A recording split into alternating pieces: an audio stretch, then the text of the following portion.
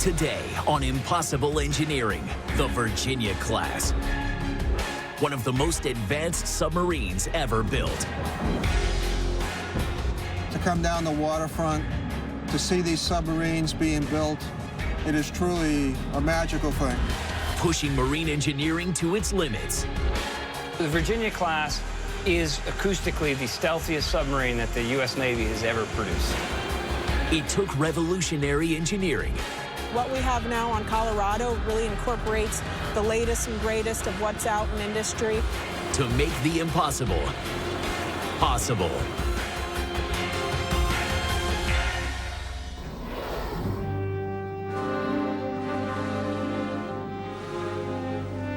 Submarines are an invaluable asset to the U.S. military. After decades of service, their fleet is in need of an upgrade. The Navy was looking to the replacement for the 688 class ships. They were nearing the end of their useful life. Similar to a vehicle, it gets wear and tear over time, and it was time to come up with the newer model. What designers came up with is breaking the boundaries of maritime engineering.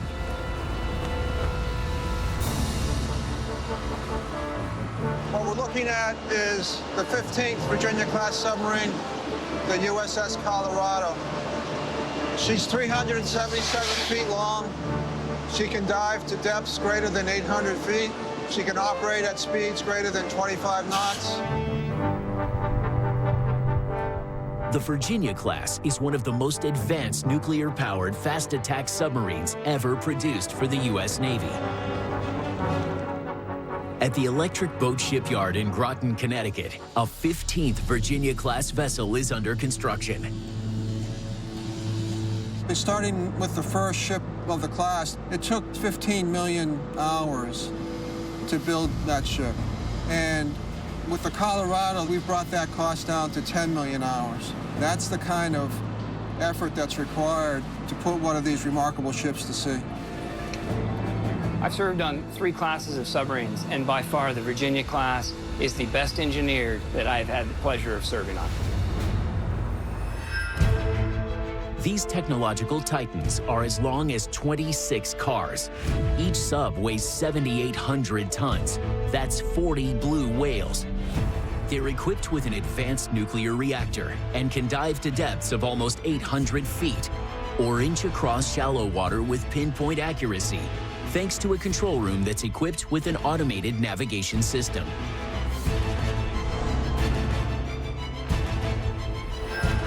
The pilot can literally dial in any depth, any speed. It allows the ship to operate in much shallower water close to shore. The combination of stealth, endurance, the versatility, the range is truly a benchmark for all ships. The engineers of the Virginia-class sub have created a modern marvel, one that would have been impossible had it not been for the great innovators of the past.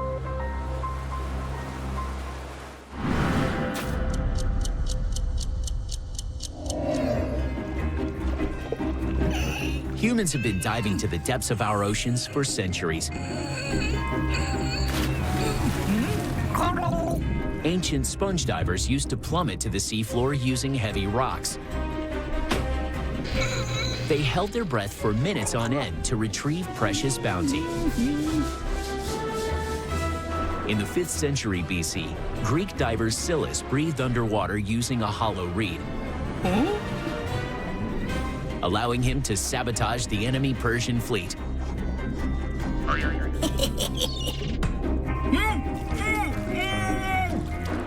Legend has it Alexander the Great used the first submersible craft. He dove into the Bosphorus Straits using a clear glass barrel to spy on enemy sea defenses. Controlling a vessel underwater was nearly impossible thousands of years ago. And today, it's still a huge challenge. At the David Taylor Model Basin Facility in Maryland, nautical designers are testing their submersible designs at the annual International Submarine Races. Scores of young engineers from around the world have brought submarines that they've designed and built with the goal of becoming the fastest human-powered submarine. The challenge is go 100 yards without coming out of the water, touching the bottom, touching the sides, or any part of the submarine falling off. 100 yards may not seem like much, but controlling a submersible's buoyancy is no easy feat. So up and down is a little bit difficult. Left and right so far has been really good. I can follow the line. It's just been a question of keeping the buoyancy right.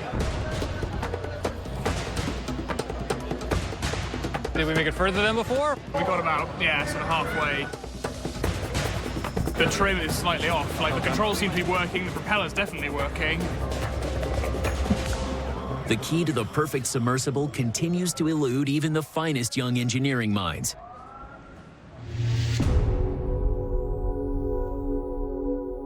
But they're getting close, thanks to an invention created almost 250 years ago by David Bushnell.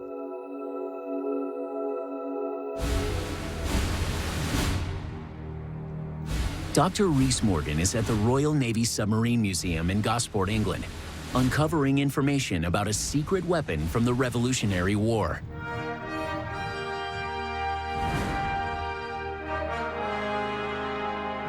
And this is it, the Turtle, the first submersible used in recorded underwater combat. Bushnell's plan for the Turtle was to sneak up on the British enemy ships moored in New York Harbor. The vessel had lots of weights in it to help it sink into the water, and underneath the base there was a ballast tank which would be filled with water. And the operator, a man called Ezra Lee, would pump the water in and out of the tank to help sink to the right depth. As the Turtle slips underwater, its two surface-mounted snorkels seal. The pilot powers the craft using a hand-cranked front-mounted propeller. As he approaches his target, he readies the Turtle's weapon. The Turtle's weapon, a keg of gunpowder, was attached to the back of the wooden hull. As the submarine silently crept up underwater to the base of the ships, it would be attached by this drill, which would be literally hand-drilled into the base of the ship. Unfortunately for the pilot, Ezra Lee, the British fleet had metal hulls. By sheer bad luck, Ezra Lee wasn't able to drill into the ship's hull, so the Turtle was a bit of a failure. But having said that, it did set the precedent for submersible combat, and the principles of ballast tanks and propulsion still to this day remain on all submarines.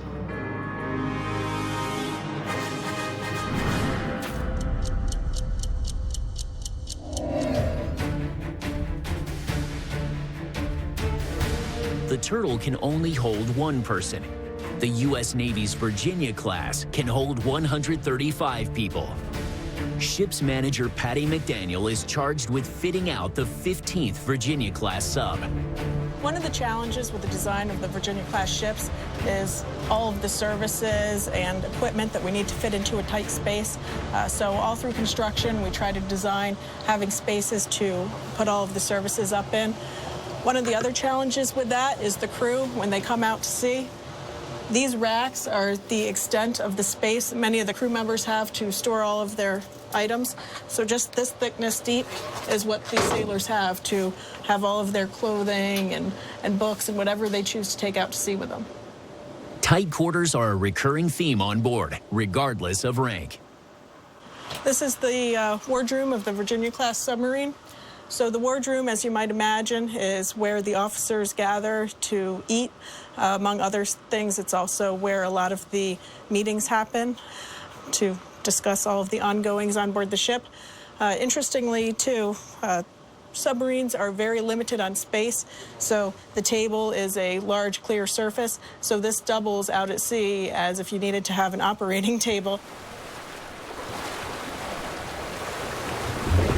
Not only can the Virginia class accommodate more people than the 17th century Turtle submersible, It can also dive much deeper. They can reach depths of about 800 feet, thanks to a system of internal and external ballast tanks. We have 5 external ballast tanks that are normally filled with air when I'm riding on the surface. When it is time for us to dive, we'll open vents on those ballast tanks. There's grates on the bottom of the ship that allow water to come in, displace the air, making the ship just slightly negatively buoyant. We then proceed down to the depth that we want to go to. And we use internal ballast tanks to make the ship neutrally buoyant, that then we can progress on our way in whatever depth we choose.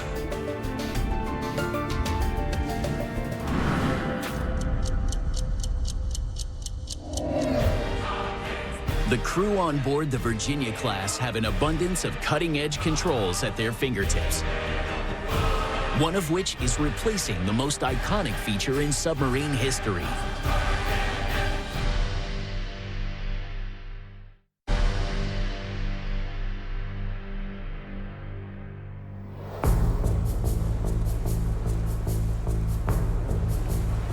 The $2.7 billion Vigrinia-class submarine is the U.S. Navy's most advanced attack sub.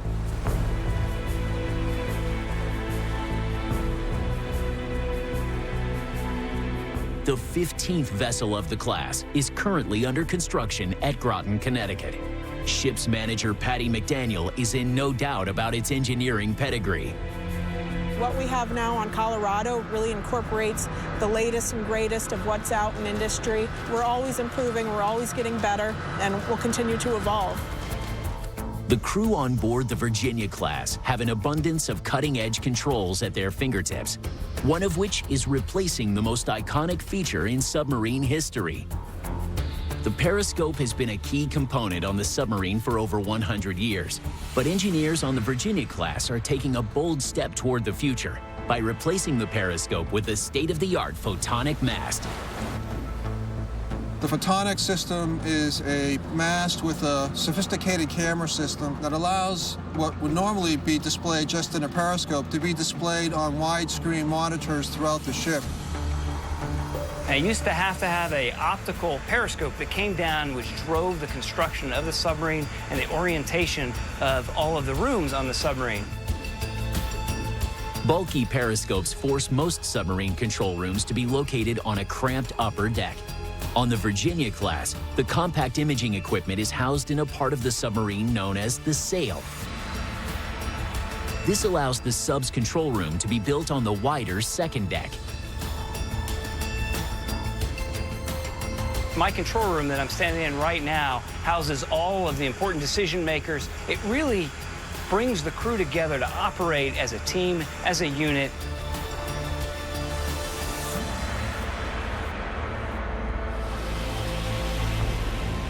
I really believe Vigrinia-class submarine has set a benchmark for marine engineering. The designing and building the Vigrinia-class was a continuation of all the great work we've done for over a century. It's not just the photonic system that makes the Vigrinia-class revolutionary. A virtually silent propeller, known as a propulsor, drives the nearly 400-foot submarine. And a sophisticated system of sonar arrays allows it to map its way across the ocean floor. The ability to put literally tens of thousands of horsepower into the main engines, into the propeller, and yet be so quiet. The level of technology required to do that is amazing.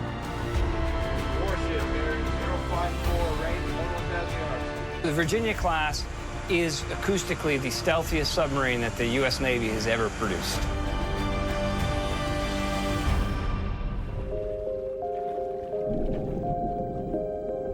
The Vigrinia class is virtually undetectable as it travels through the world's oceans. But how do you construct the perfect hull? One that's optimized for subsurface speed and maneuverability. It's a task that would be impossible without help from some of history's greatest naval engineers.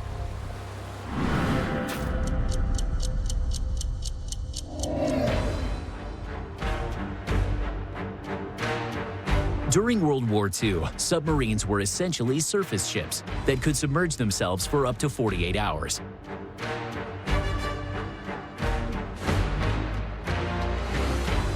Underwater, the vessels were cumbersome and inefficient.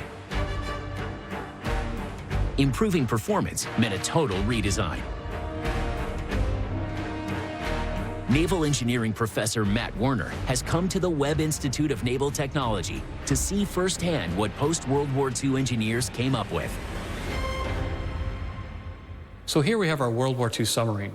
And if we compare it to this model of a surface ship, we see a great number of similarities. This hull form is really about traveling on the surface. Its sleek design creates an extremely low bow wave, resulting in a small wake and low resistance, perfect for minimizing drag on top of the water. When we take the same hull form and place it below the water, we pay a penalty for this type of hull shape. Surface-mounted equipment and an uneven hull shape create two types of drag: frictional drag between hull and water, and form drag as water separates from the hull. This leads to resistance-inducing eddies, which dramatically reduce speed. Admiral Charles Momsen was determined to come up with a more efficient design. The U.S. naval officer commissioned over 25 large-scale models. Those models ultimately resulted in the teardrop hull form that became the standard for all modern submarines. To appreciate this game-changing design in motion, Matt analyzes the hydrodynamic qualities by injecting dye into the tank. So we've got the model in the water now. We're towing it below the surface. We put dye in front of it, and the model will pass through that dye field. And hopefully what we'll be able to see is some nice, smooth flow across the stern of the model as it passes by. So let's see how it goes. Okay, so it's coming into the window now and right into the dye field. And the bow goes through the dye. And wow, look at it. Look how smooth the flow is off the stern as it passes through that dye field. That's showing me we have very low resistance.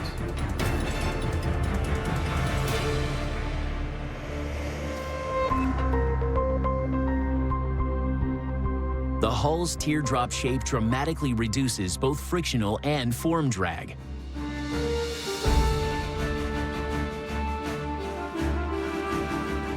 So after countless hours, tests, and calculations, Admiral Munson and his team had done it, and this is the result, the USS Albacore.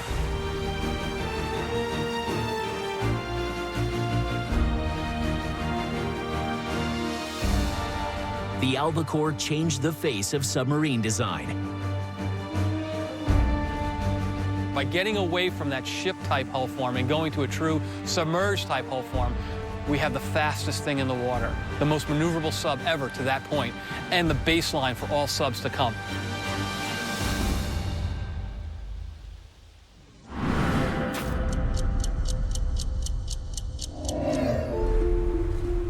It's been 60 years since the Albacore first set sail, and the U.S. Navy's latest and greatest submarine, the Virginia class, is using Admiral Momsen's game-changing teardrop hull.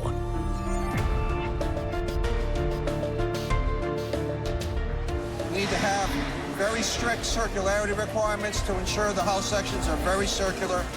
And when we join them together to form the pressure hull, they must be extremely straight so that our travel through the water uses the minimum amount of energy.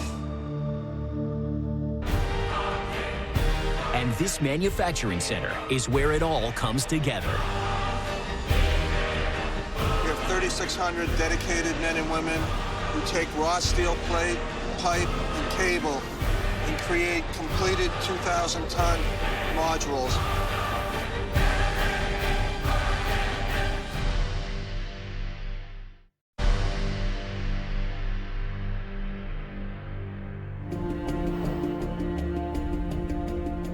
The U.S. Navy's Virginia class is pushing the boundaries of submarine design.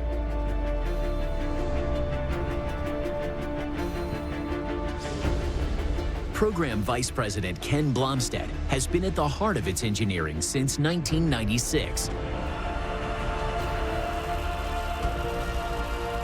When I saw the original requirements for the Virginia class, there were several requirements that I thought were pretty challenging.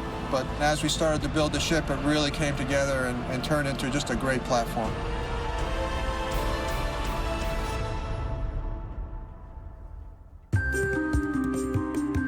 Each submarine is made up of 4 supersized modules that, when combined, measure almost 400 feet.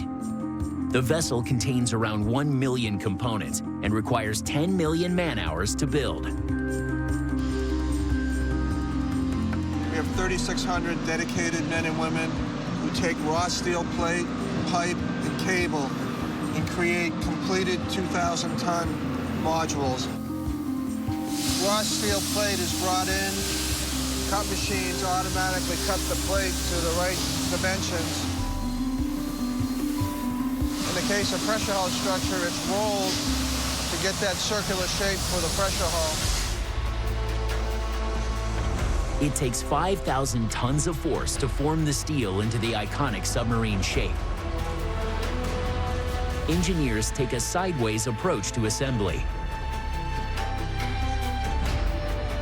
Hull cylinders are turned axis vertical and outfitted with structural shapes like internal tanks and large piping assemblies. It allows us to use cranes and vertical picks to drop those assemblies in and more cost-efficiently install them.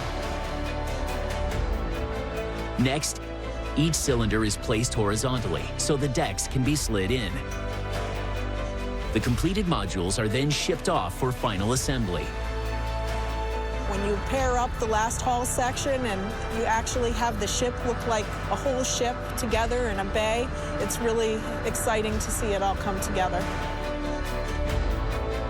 Transporting this monumental structure to its natural habitat is an impressive sight to see. We actually have 78 of these transfer cars moving in unison. It's one individual flipping one switch, and all of the cars start moving together. And it drives the whole ship out along the tracks on the floor, right out to the pontoon, and we float off. It's really been amazing seeing these systems that I did the calculations on be built and tested, and then actually eventually go out on sea trials. It's really a privilege to be able to see it all come together. For the Vigrinia class to be successful in its wide variety of surveillance and reconnaissance missions, it must be able to stay underwater for long periods of time. This crew of 135 sailors have to be able to go anywhere in the world, deploy from their home port, and be operating in any ocean and not be concerned about the amount of fuel consumption that they're using. So how do you propel a submarine to the most remote parts of the globe without refueling? It would be impossible without help from the innovators of the past.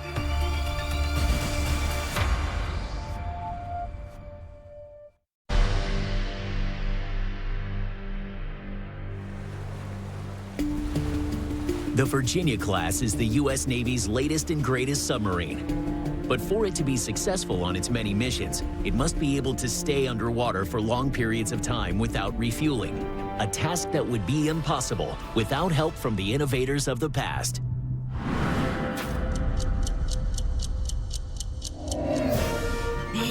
Early submersibles relied entirely on human power for propulsion. Accounts from 1620 show that Dutch engineer Cornelius Drebbel submerged a fully crewed vessel into the River Thames and then rowed it from Westminster to Greenwich. And stroke, and stroke. But historians now believe a semi-submerged tidal drift may be a more accurate version of events. Useless. In 1863, the first mechanical submarine was launched. The plongeur ran on compressed air and had an impressive top speed of 4 knots. Ooh la la. But the ship had to be incredibly long to fit its 23 air tanks. It also needed a support ship.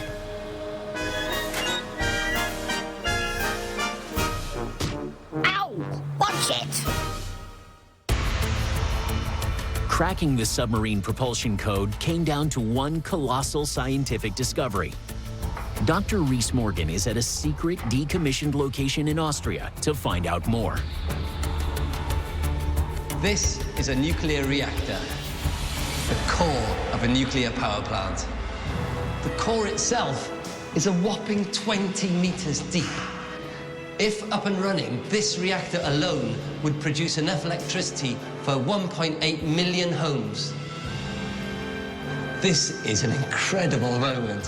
What an amazing feat of engineering.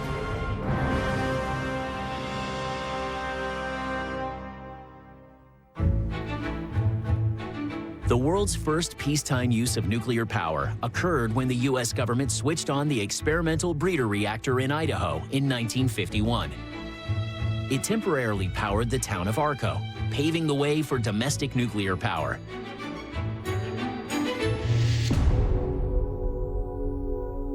But Captain Hyman Rickover of the United States Navy had other ideas. He saw the potential for using this technology in a submarine. Rickover was an incredible pioneer. The problem with powering submarines is that most forms of power for propulsion require air, so the submarines had to resurface. Or the alternative would be battery, but they just didn't last. Rickover was convinced that the fundamental process of a nuclear reaction to boil water and create steam could be a source of power. Nuclear reactors are just very large ways of boiling water. And here I've got a steam cleaner that's going to represent my nuclear reactor. I've got some water, and when I pull the trigger, it boils the water, turning it into steam. As I direct the steam towards my turbine, it starts to generate electricity, and that turns on my light. The difference between my little reactor here and this enormous one here is in the way that the water is heated. And the answer lies at the very heart of the core itself.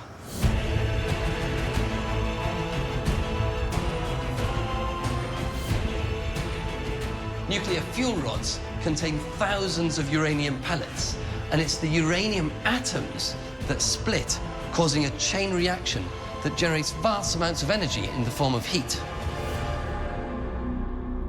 The result is an almost limitless supply of power that can keep on producing for years. The problem Rickover faced was scaling down something as huge as a nuclear reactor down to the size of something that could fit into a submarine and still provide the power.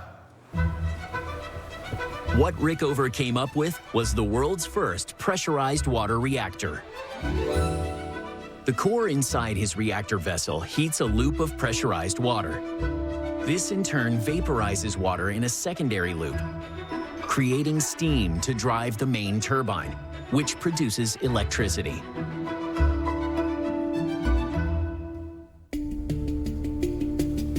After vigorous testing in 1954, the Nautilus was launched.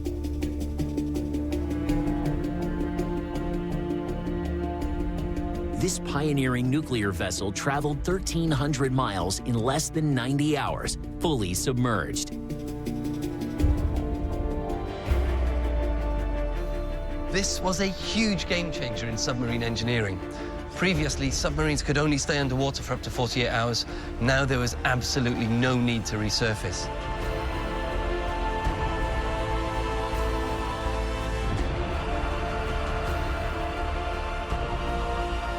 Rickover and his incredible engineers had made the impossible possible.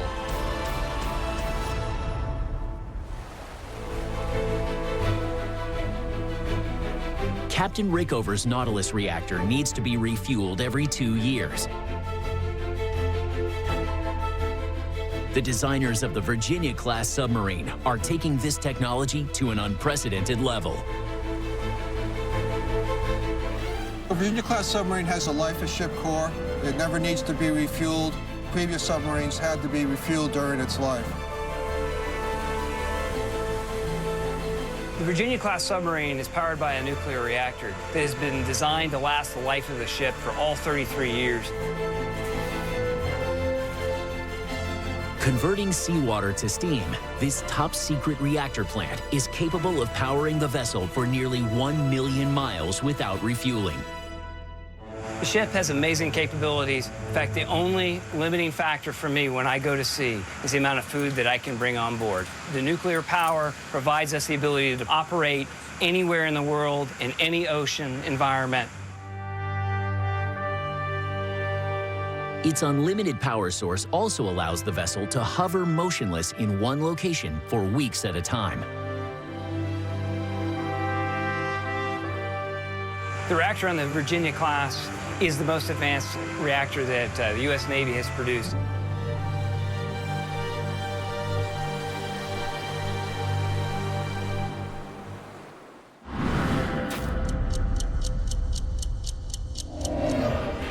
But sustaining a crew underwater for months at a time is no easy feat.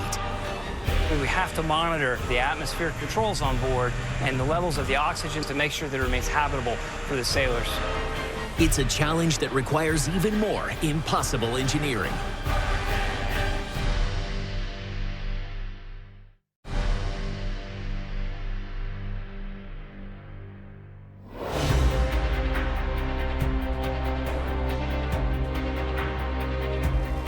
For more than 2 decades, an army of designers and engineers have been working on the Virginia class, one of the most sophisticated submarine fleets ever built for the U.S. Navy.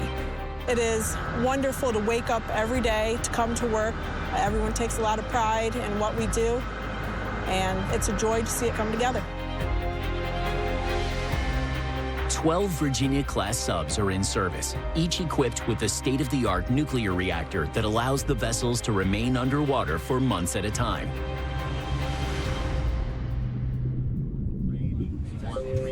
But keeping the crew safe during long-term subsurface missions is a huge challenge. In the submarine, we have an enclosed environment, and so we have to monitor the atmospheric controls on board and the levels of the oxygen, the carbon dioxide, and other trace gases to make sure that it remains habitable for the sailors.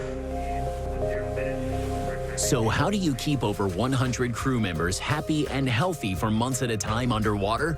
The answer lies with the work of a genius chemist from over 200 years ago.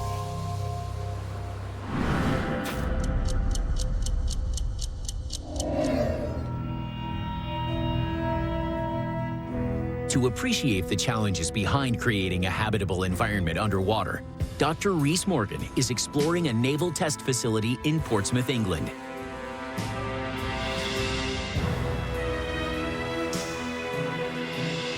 This is a hyperbaric trials unit used by navies around the world to test undersea and high-pressure systems. This HTU can uniquely recreate the kind of immense pressures experienced by submarines at the very bottoms of the ocean. Rhys is using this technology to put himself in the shoes of early submarine passengers to experience how quickly the atmosphere on board can change. This is a potentially dangerous experiment, so I'm here with Jules, who's going to look after me inside the chamber. Outside, there's a whole team of medics looking after both of us. This is a completely sealed unit now.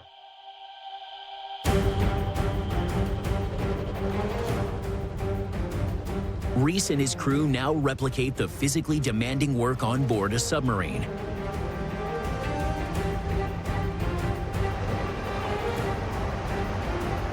It's amazing how you do start to feel slightly more out of breath than if you were just outside on a normal exercise bike. CO2 makes up just 0.04% of our normal atmosphere. And in this quantity, it's completely harmless. But in a sealed unit, the level builds as we exhale and can become dangerously toxic. We're about 5 minutes in now, and we've already created half the maximum permissible CO2 levels in the chamber. So we're really starting to use up the oxygen. Get hot. Okay. After nearly 6 minutes in the chamber, the oxygen and CO2 levels are completely unbalanced. It's too dangerous to remain inside. Exhausted. I don't know how those early submariners did it. I could really feel the oxygen content lowering and the carbon dioxide increasing in there. Submarine engineers in World War II tackled high carbon dioxide levels using a chemical scrubbing process. They spread large quantities of soda lime around the sub to absorb the CO2 in the atmosphere. But by far the bigger challenge, how do you replenish oxygen levels in a completely enclosed vessel?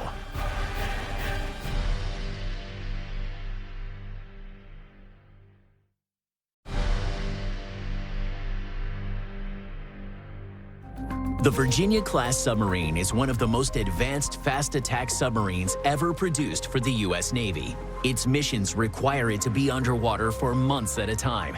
How does the sub replenish oxygen levels without ever going to the surface?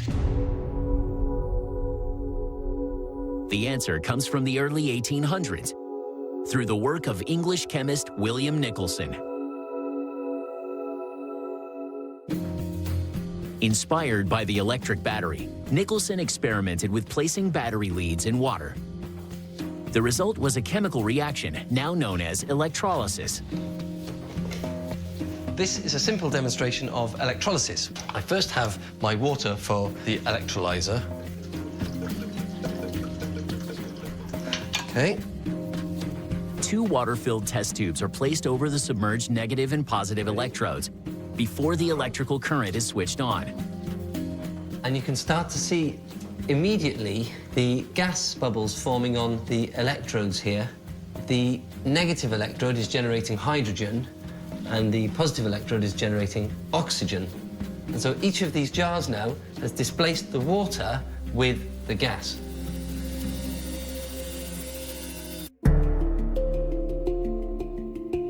This reaction is caused by the positive and negative electrodes, attracting and separating the oxygen and hydrogen molecules in the water. Now what we're going to do is test the purity of the gas. And this jar here has got oxygen in. And if I blow this splint out, with the pure oxygen inside, it should glow. So there we have it. We've produced, in just a few seconds, enough oxygen to fill this test tube. What we need to do in a submarine is to scale up this whole process to provide enough oxygen for all the submariners deep beneath the waves.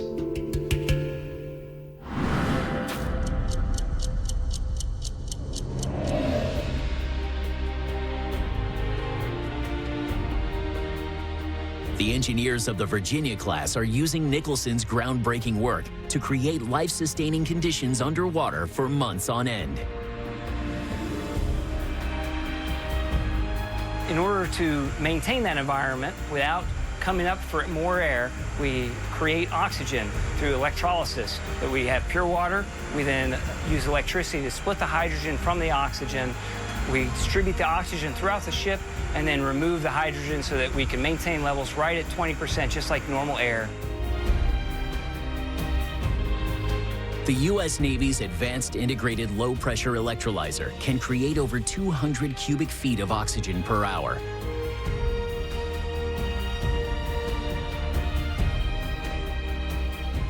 Potentially toxic carbon dioxide is removed by a sophisticated amine-based removal plant.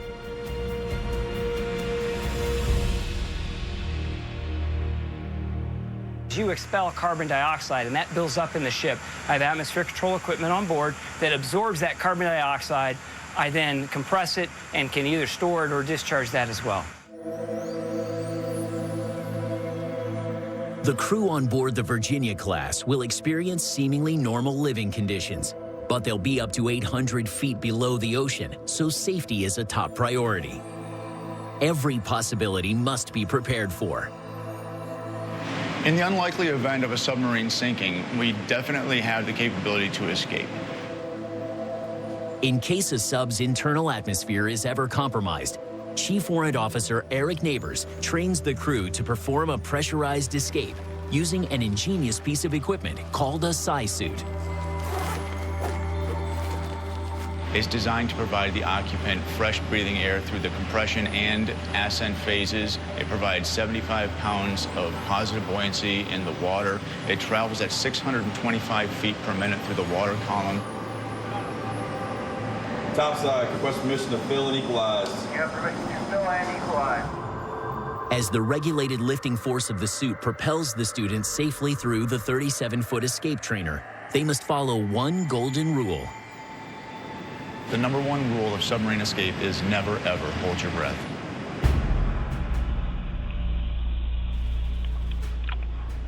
Because the escapee is breathing compressed gas at depth, and they travel through the water column, the pressure around them decreases. We are concerned with pulmonary overinflation syndrome. This potentially fatal condition can cause the rupture of air sacs in a crew member's lungs. If a student were to hold their breath, that would occur. So we teach them to breathe normally or exhale the entire way to the surface.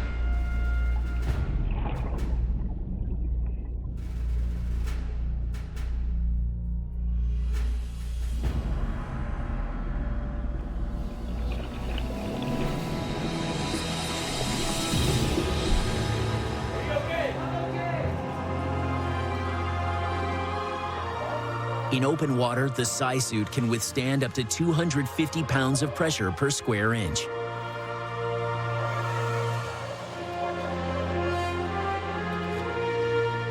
These suits have been tested to depths up to 600 feet of seawater. The psi suit itself is an incredible piece of engineering.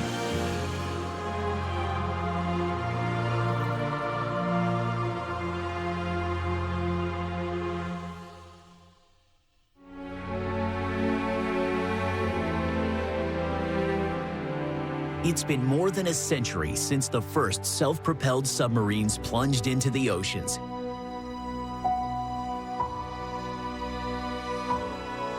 Now, by drawing from the innovators of the past, adapting their ideas, upscaling them, and making trailblazing discoveries of their own, the engineers, designers, and workers constructing the Vigrinia class are making history. To come down the waterfront, to see these submarines being built, to see the crew starting to take over system by system as we turn it over to them and bring the ship to life, it is truly a magical thing. The Missouri just returned from 6 months of operations, and if you could imagine driving your car for 6 months straight, 24 hours a day, it's truly a testament to the engineers who designed it, the people who built it, and those 135 sailors who operate and maintain it on a day-to-day basis.